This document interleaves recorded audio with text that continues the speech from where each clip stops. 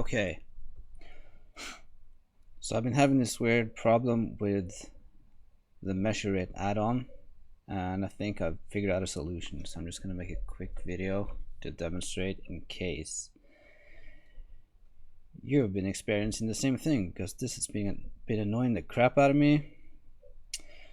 So basically, let me see if I can demonstrate. These lines get stretched. So I've just rendered, and then I need for some reason to drag this thing back in to make it refresh, and there you can see it's being stretched and it looks like shit.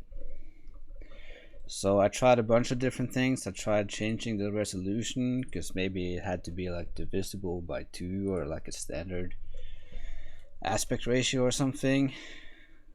That didn't work. I tried changing all these settings and overriding it and changing the line thickness,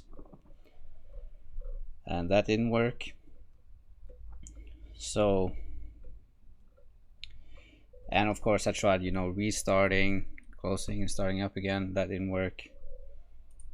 And then I tried just going into the main screen and pressing the render button from there, then just going back into compositing so I can refresh this stupid thing, and it's back to normal again. So that's it. That's how you do it. If you've been having this issue with it stretching and it, everything else seems to be unaffected, you can do a bunch of different stuff as long as you're in the main window. What's this window called? Like the 3D viewport. Although, you see this window right here where I was clicking it? This is also the 3D viewport. I just made it smaller. So maybe it's that you have to be in the layout tab instead of compositing.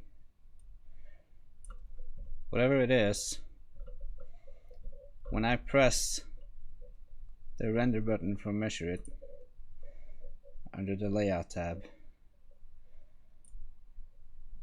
that's when it works.